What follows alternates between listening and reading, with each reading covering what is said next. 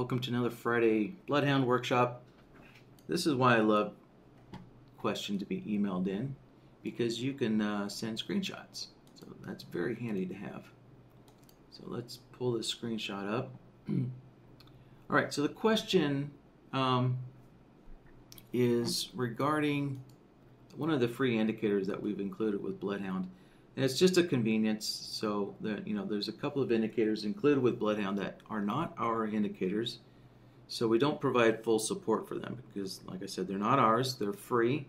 Dorston, they're actually indicators from Dorston. And, he was kind enough to let us include his indicators with BloodHound. And we just kind of felt that they were kind of unique and handy to have for BloodHound.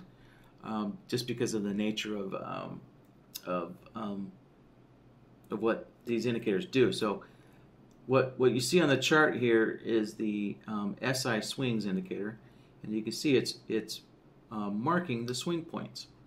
Right? It has a nice, pretty visual feedback here, marking the swing points. So you can see a lower low, higher high, lower low, and lower low, lower high, lower low, lower high again. So the question is, does the SiSwings indicator have? Can you identify the inflection points or the reversal points here that the indicator identifies, and basically do some filtering? So so the intent is to get rid of the long signals here. If price action, if these swing points are making low swing points, then he wants to remove the long signals and keep the short signals. And then I would take it to be vice versa. If price is making higher swing points, then he wants to remove the short signals and keep the long signals. Right. So so there's a couple of things here. So let's get rid of the open range indicator, and let's put the swings on here. So we're going down to SiSwings. So that's the indicator there that John had on his chart. And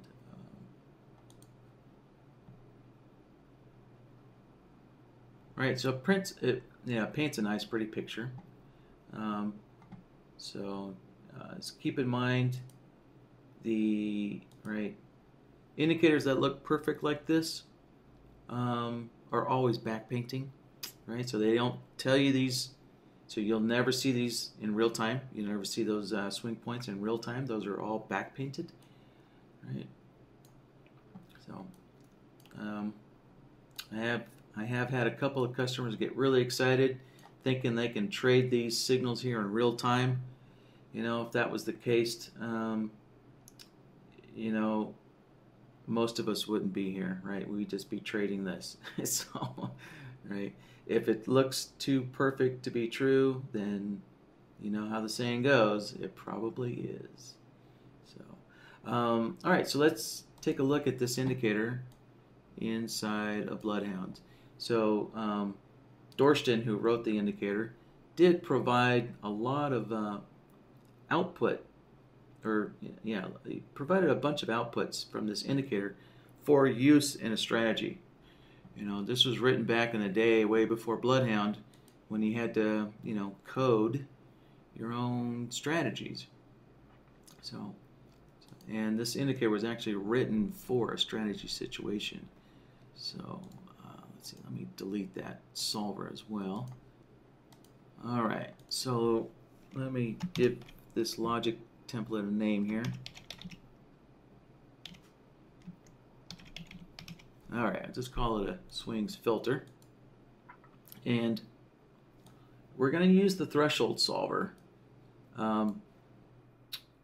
because what you see on the chart here are lines. If I double click on that, see, it pulls up the line properties. So those are not plots. Those are lines drawn on the chart. If I double click on a piece of text, right, it's going to bring up the text property. So this indicator is not plotting anything.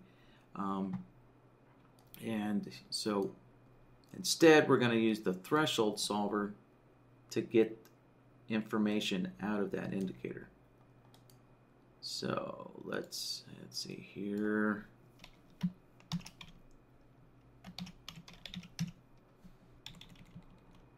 All right, we'll just call it SiSwings for now. So we're going to change our indicator. We're going to replace this SMA with the swings, or the SiSwings. SiSwings. All right, make sure you match up your parameters with what you have on the chart. And you can see there's all kinds of information here. So there are already several workshops recorded out there where I go through all of this information in detail, so I'm not going to do it again, right, because there's already a couple of videos out there, so you can watch those at your convenience if you'd like to, find out what all these data series are. So let's see. Let me take a look here. And I believe, the overall trend is what we want to use to address the question. So let's put that on there. And so getting back to our threshold solver, you notice how the outputs here, see the output section here, right? There's two outputs, a short output and a long output section. See, this is the only solver that has no output turned on by default. So we're going to have to go in here and turn on the outputs that we want to see, like this. All right, so let's take a look here. We definitely have some crazy price action, don't we?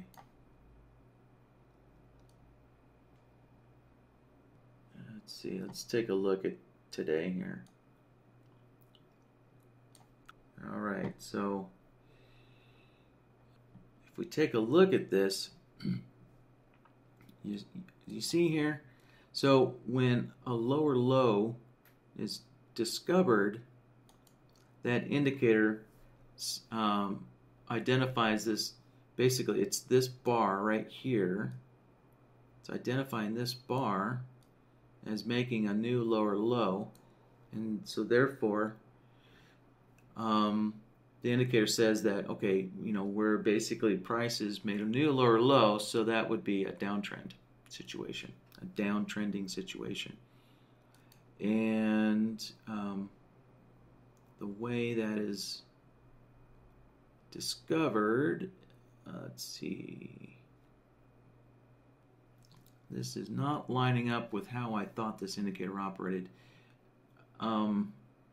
Usually what it does is once the previous low point's been broken, then it goes into a short state here. Actually, let me double check the settings. Maybe the indicator settings on the chart are not matching in BloodHound. So we got 1 and 3. Yeah, 1 and 3. And I think I do have 1 and 3 in the BloodHound. Yeah, 1 and 3. Okay, so the indicator settings do match. Well, yeah, like I said, we did not write this indicator, so I don't have a full understanding of it. Yeah,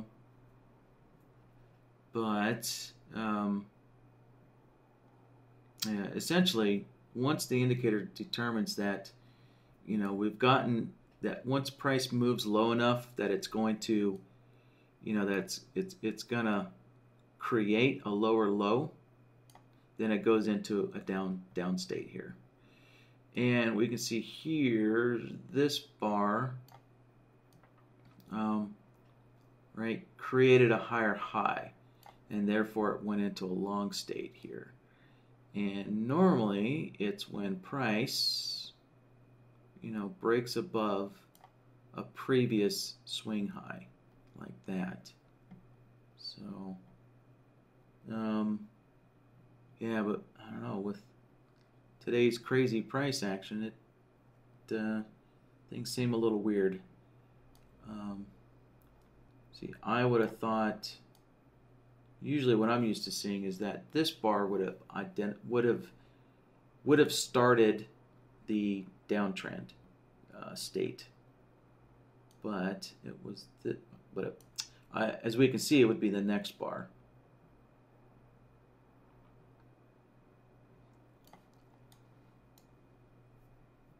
And all right, so here's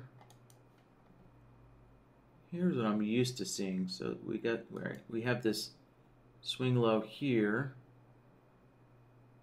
and it was broken by that bar, and then the indicator goes into a short state like that.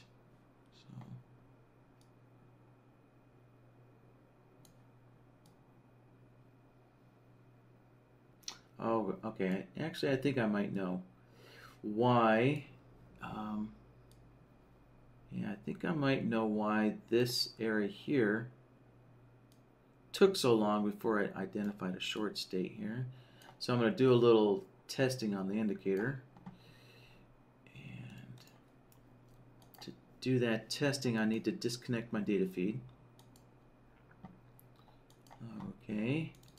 And then on the chart, I'm going to reload my chart, and then using the arrow keys on my keyboard I can step through, and so we can see the indicator drawing itself in almost in real time here. Alright, so we're stuck at a double bottom still. Alright, now we just got a double top identified. And let's see, alright, so it did identify the downtrend. Here, let me stretch this out here a little bit. Alright, hopefully you guys can see the red line being drawn now. So I'm going to step this down. Let's see, okay, so we're still in the double bottom situation. Oh, yeah, so okay. So now we know why. It took a while to get out of the double bottom. So these bars here still qualified as a double bottom. That actually, let me do this. These bars all qualified as a double bottom. So that's why it did not go into a short state. Alright, so let me back this up again. We'll reload the chart. And you guys see the text there? And why won't it let me draw over there? There we go. So you can see the text says we're at a double bottom still. And that text there says we're at a double bottom. There. Right, we're still at a double bottom. Still at a double bottom. You can see the indicator's not updating itself yet. So, and then finally, once price gets low enough, it gets out of that double bottom range. Then it goes into a lower low, and then we get our short state identified. Yep. So here we go. So one thing that might help, let's go into the indicator settings. So instead of looking for a 1 ATR, let's try looking for a half ATR. Right, the half ATR. You know, for double bottoms, double tops, you know, a half ATR might be better. Kind of reduce the number of double tops and double bottoms there. And yeah, still didn't help us, but basically you'll have to play around with the indicator settings and you might get some faster results if you do that. All right.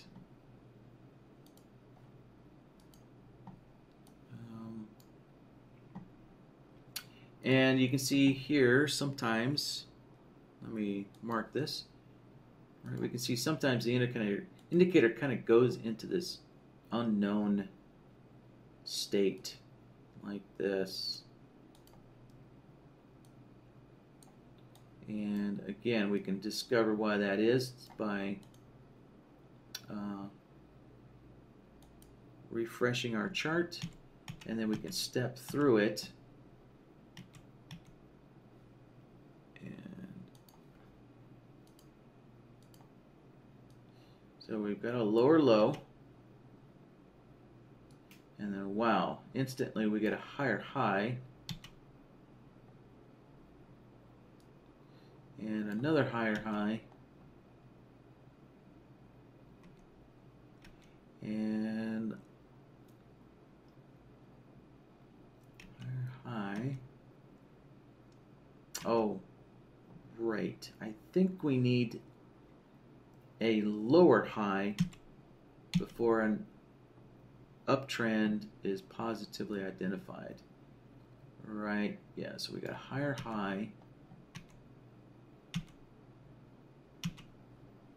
Yes, that's what it was. See this, I'm sorry, this higher low had to be identified. Yeah, okay. So there we go. So it's not just the higher high. Actually, a lower high had to be identified as well. Yeah, so it looks like this indicator's, yeah, we can see over here. See, we got a higher high identified. And then we had to wait for a higher low to be identified before the indicator goes into an uptrend. All right. So,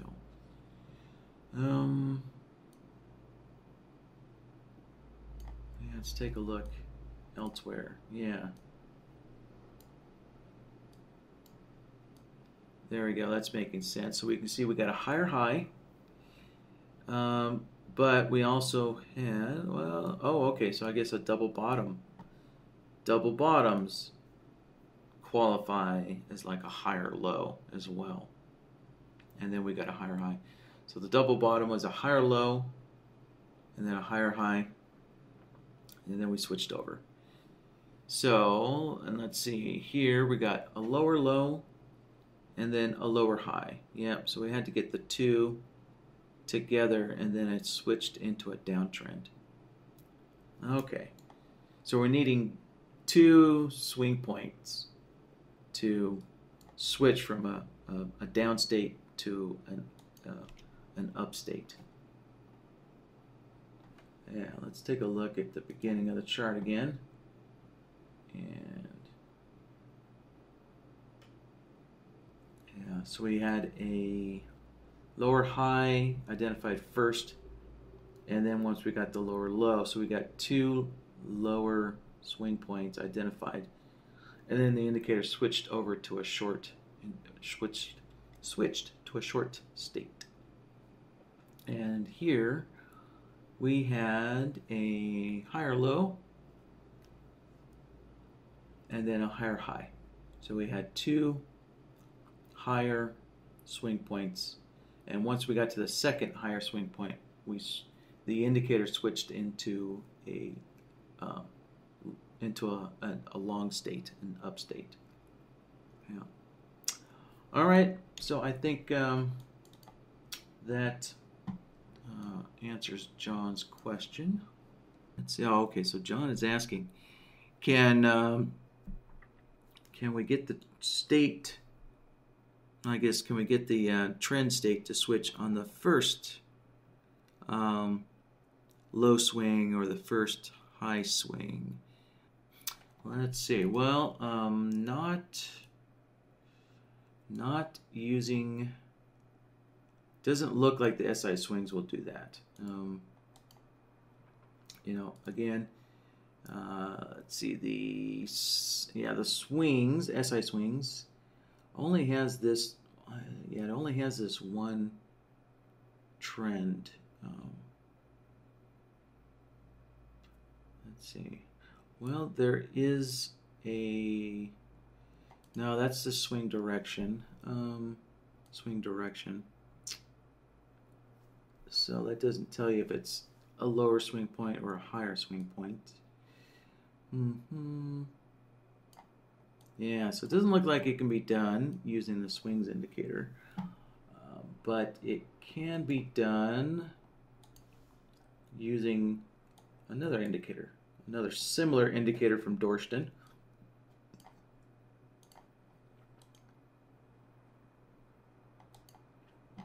So let's go into our indicator box again. And, oops, wrong. There we go. Let's go down to the S's. So here we go. So we have swings, highs, lows. So that will do it for us. And let's see. We'll need to turn on the tightest bottoms and tightest tops. All right, so I want to get all 4 plots here turned on.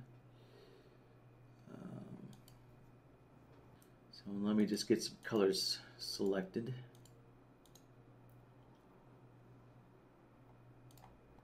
All right, this is getting a little messy, but hopefully you guys can see through it. All right, so here is what we can identify.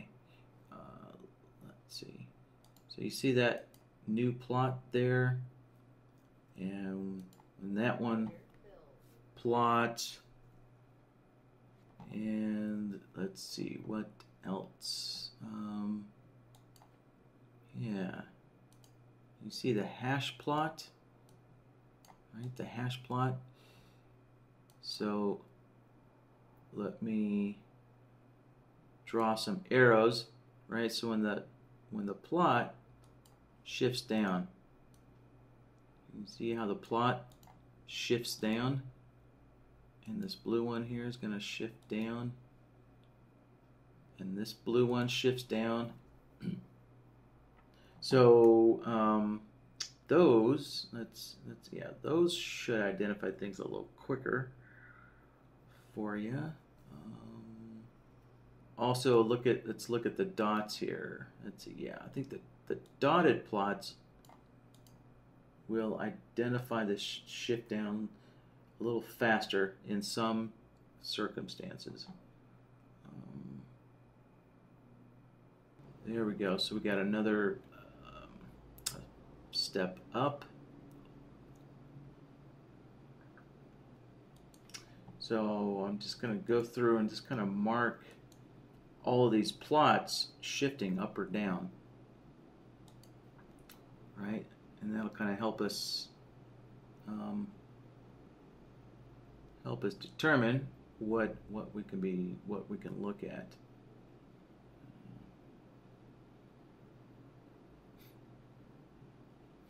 All right, I'm just gonna.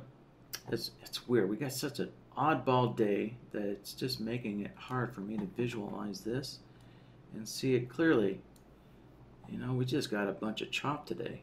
It's crazy. So it's making it kind of weird for me to try and visualize everything and make clear sense of this.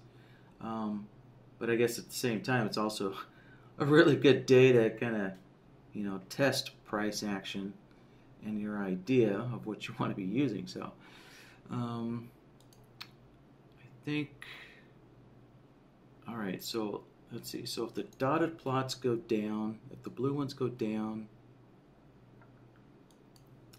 or if the red ones go up, yeah, we'll look at that. And then let's see, if the magenta hash ones go down,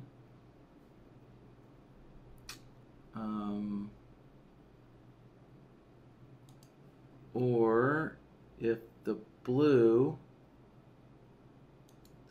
hash plots go up. Yeah.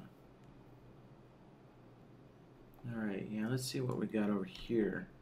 So we had this really crazy sudden upswing. And so, yeah, here's a good test. So all of a sudden we're at a lower low, and then very quickly we're at a higher high. So let's see, what would mark that?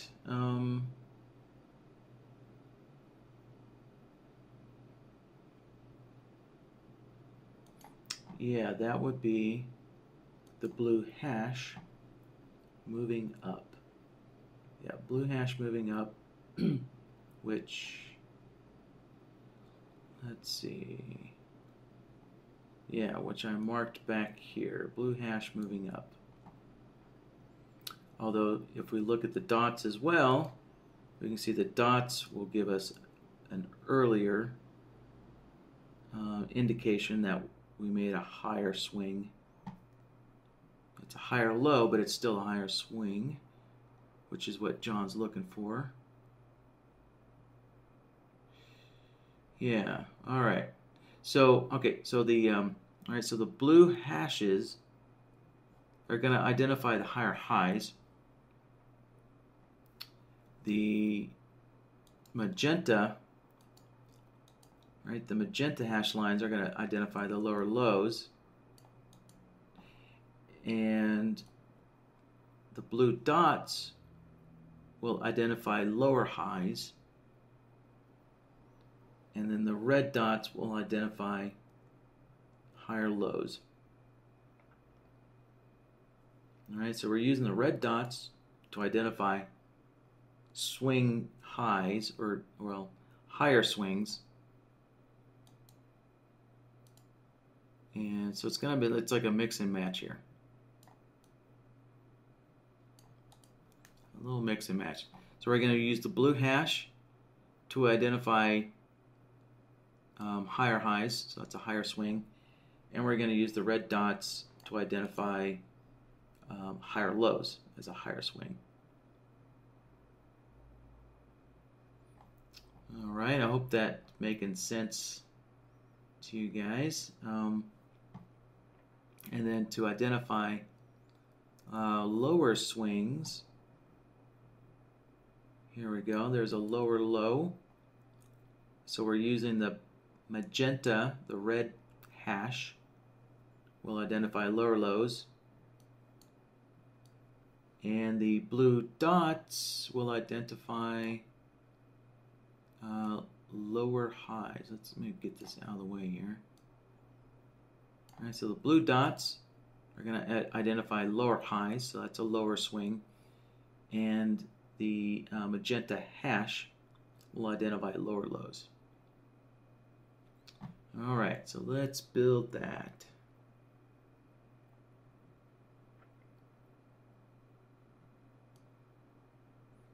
Okay, so let me get this open here. And go to our logic template. And let's put that in here. So we're going to do a bunch of comparisons. Let's see, yeah. Let's grab a comparison solver. And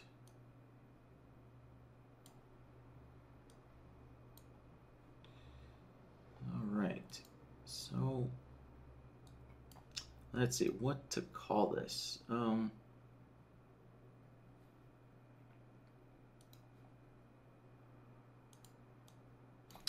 Let's see, we'll call this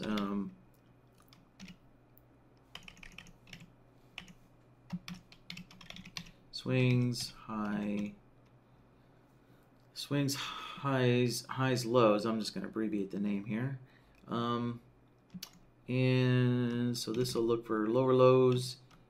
I'm sorry, higher highs and lower lows. Higher highs and lower lows. All right. So remember the hash lines. The hash lines are identifying our higher highs and lower lows.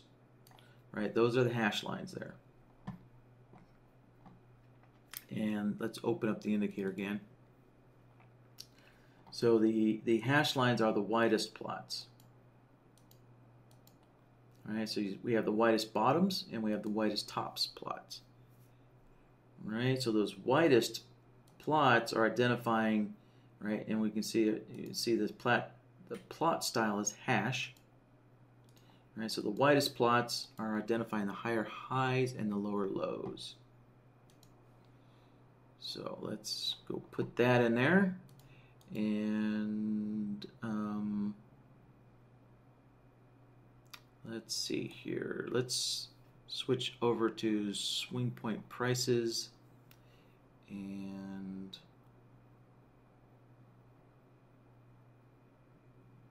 usually I will just use the indicator, but today I'm going to try something different here. I'm going to use what's built into BloodHound, and yeah, and I think the default settings are good. And oh yeah, that's right. Okay, I just remembered why I don't use the built-in settings. Fortunately, because the built-in settings is missing the displacement. Let's see. Yeah.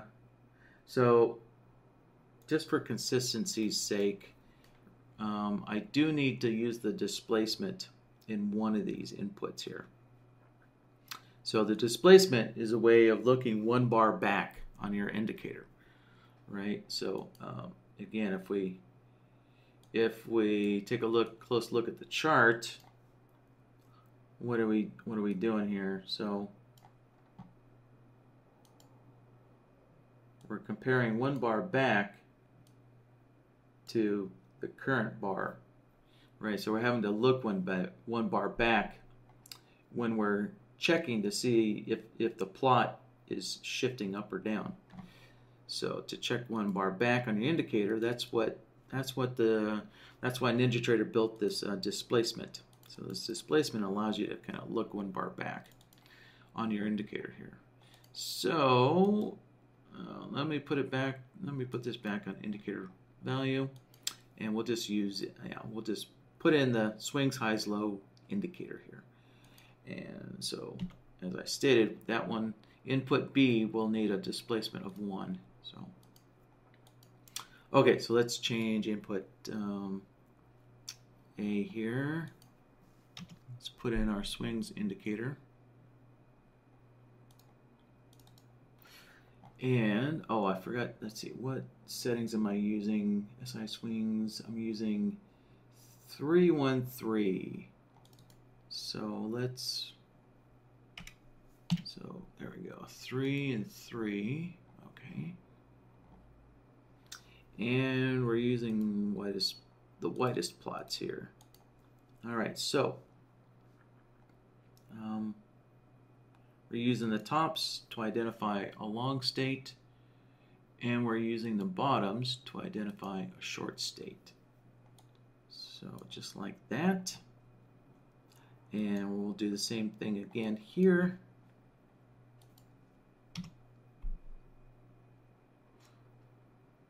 So let's go find our indicator. There we go.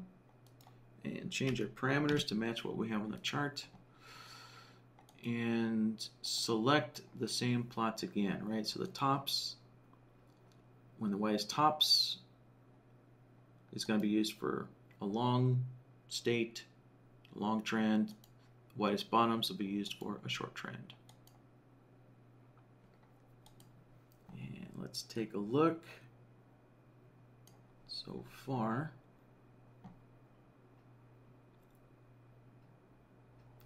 So there we go. Lower low is made, and then it's detected a couple bars later, right? Lower low is made, and it's detected a couple bars later. See them up here. Higher high is made, and then it's detected the next bar later. All right. So there's that. Well, that's one component of it. And before I get going too far, what we can do is we're going to throw this into a toggle node. So we'll take a look at that toggle node. So the toggle node, you can see, holds on to that, holds on to the signals. Right. So it kind of is. So the toggle node has kind of created a trend state for us because it's holding on to the signals. It's holding on to the signals from our solver. So this holds on to it. And you can see we're getting a long continuous output now. So as soon as a lower low is made, we switch over to a short state. And as soon as a higher high is made, we switch over to a long state. So now we just need to identify these in-between states like this, right? The little in-between swing points there. So, and that'll be, we'll use the dotted plots to do that, right? We'll use the dotted plots to do that. So, I'm going to take a shortcut here. So I'm going to grab that the swings high-low comparison solver. I'm going to make a copy of it.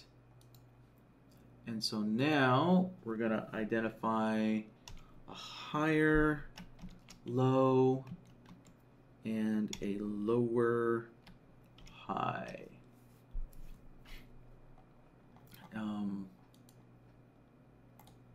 So we have the indicator already set up, so now we just need to switch plots. So let's see if so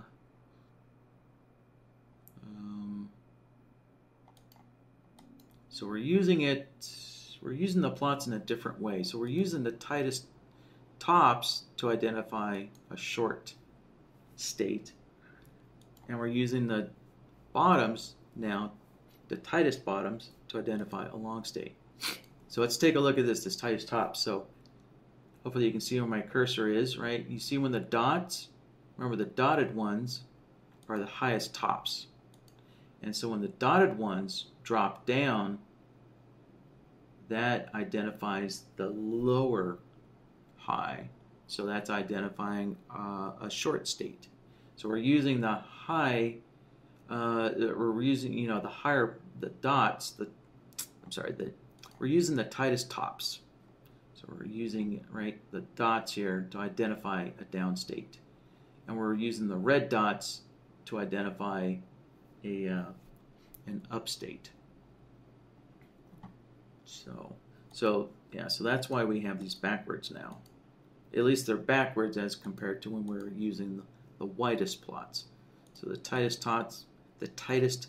plots, a little bit of a tongue twister there. The tightest plots there, we're using kind of in a reverse fashion there. So let's do the same thing here for input B. Let's change our plots like that, and that should do it. All right, so there's our new solver. So let's switch back over to the logic board, and let's put this new solver here on the board like this. All right, and let's connect it up, and we'll test it. Make sure it's doing what we're expecting.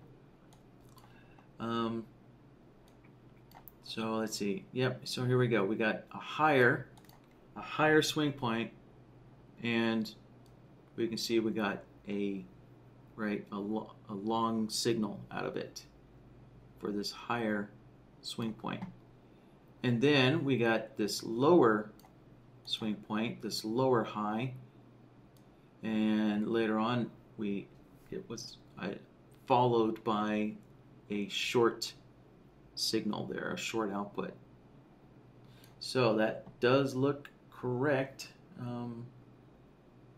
Yep, looks correct to me. So,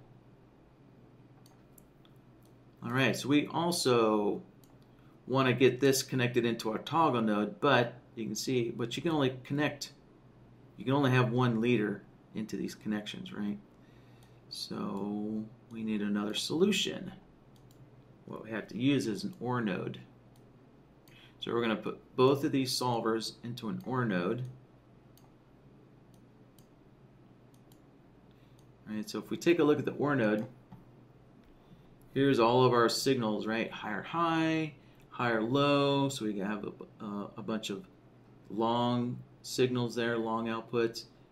And then we get, right, a lower swing followed by a short signal. We get this higher followed by a long. And then we get another lower high right there followed by a short, lower low followed by a short output, lower high followed by short output, lower low followed by short output. Right, so there we go. We got a bunch of signals, and now we can turn those signals into a state by using the toggle node. So you could kind of call the toggle node like a state node as well. So let's just rename this. We'll rename this toggle node, call it trend state. And there we go. So there's a little faster reacting trend state there. So Mark is asking, can you review how to use the crossover solver, I guess for an indicator that has two plots, such as the stochastics indicator. You bet. Let's see, or the stochastics momentum ODEX. Or is that, yeah, ODEX. Well, let's see what I have on my, see what indicators I have here. Yeah, I don't have any stochastics momentum. So we'll just go with the plain old stochastics. So it's, well, all right, let me add that to the chart. Let's see, let me turn the K-plot on. Normally, I have my K-plot turned off. So let me go turn it back on.